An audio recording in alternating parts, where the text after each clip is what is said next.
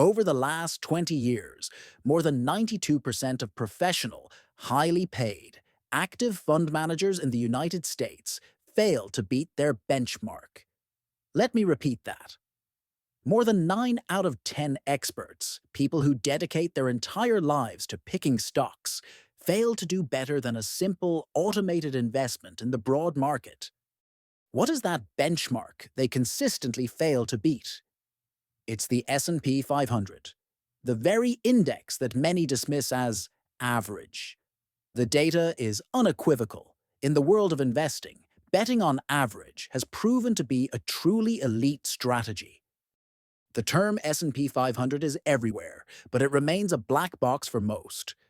A piece of financial jargon they hear on the news but don't truly grasp. That ends today. In the next 10 minutes, you will understand exactly what the S&P 500 is, why it's a near-perfect proxy for the global economy, and how you can use a single investment in this index to build a robust, world-class investment portfolio. No financial advisor required. So, what is it? The Standard & Poor's 500 is simply a list. It's a stock market index that represents the performance of 500 of the largest publicly traded companies in the United States, selected by a committee based on criteria like market size, liquidity, and sector representation. Think of it as the ultimate economic snapshot. You have technology titans like Apple and Microsoft, healthcare giants like Johnson & Johnson, financial powerhouses like Berkshire Hathaway, and consumer brands like Coca-Cola. It's a curated portfolio of the most influential corporations on Earth. But why does this matter? Because these aren't just American companies. They are global behemoths. Roughly 40% of the total revenue generated by these 500 firms comes from outside the United States.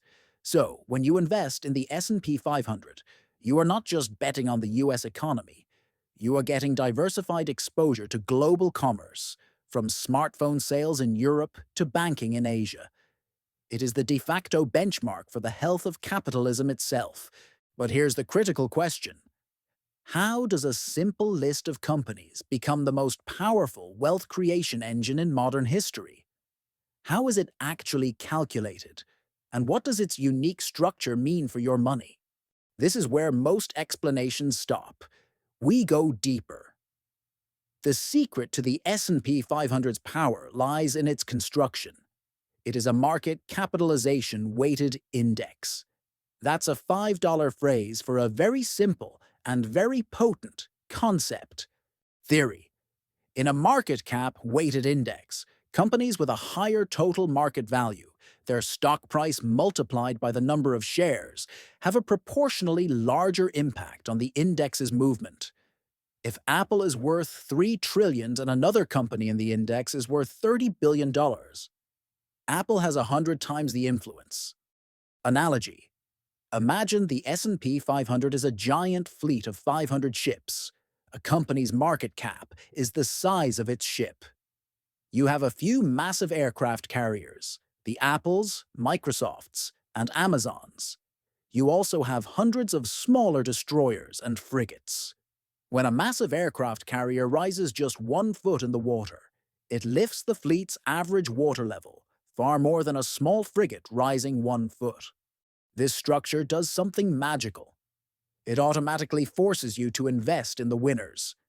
As a company succeeds, its stock price goes up, its market cap grows, and it becomes a bigger part of the index. You automatically own more of it.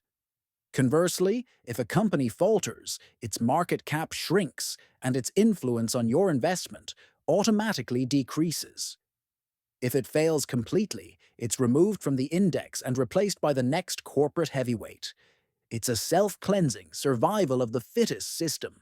It passively manages your wealth management by constantly re-tilting your portfolio toward success. Example.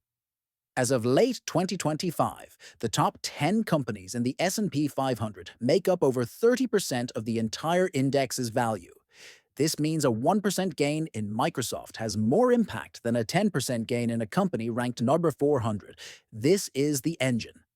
It's a system that rewards momentum and ruthlessly punishes failure. And it does it all without you or any fund manager having to lift a finger.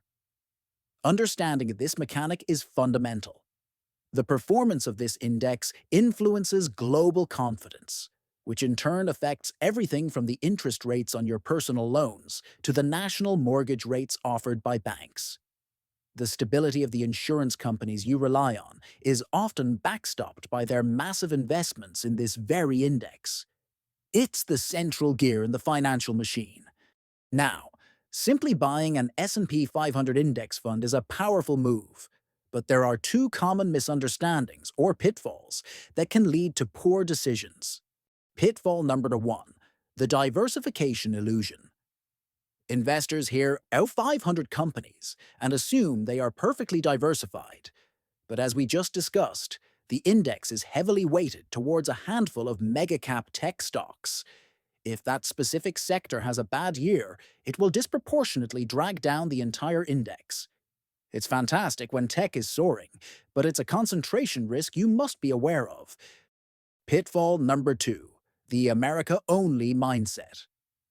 Many investors seeking international exposure will buy the S&P 500 and then also buy an international index fund. They don't realize they are largely buying the same exposure twice. As we covered, S&P 500 companies are already global titans. You are already diversified across the world's economies.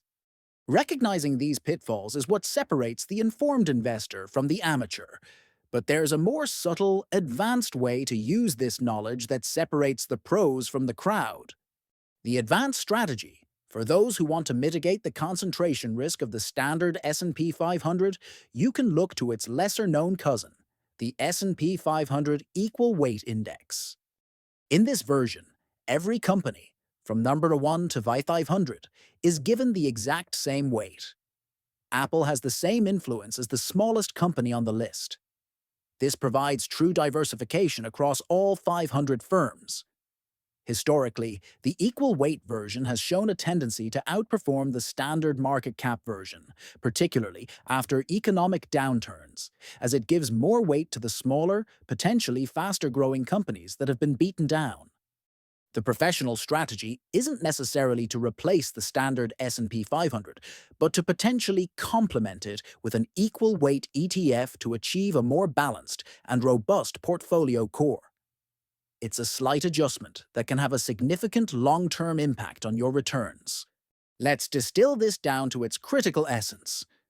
The three things you must remember are: the S&P 500 is more than an index.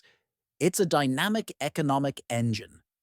It represents 500 of the world's most dominant companies, offering you built-in global diversification. Its power comes from market cap weighting. This structure forces you to passively invest more in winners and less in losers, a strategy that has historically outperformed the vast majority of financial experts. Understand the risks and the advanced alternative. Be aware of the concentration risk in a few top companies, and know that the equal weight version exists as a powerful tool for true diversification. Owning the S&P 500 is owning a fractional stake in the relentless forward march of human innovation and commerce. It's simple, it's powerful, and the data proves it works.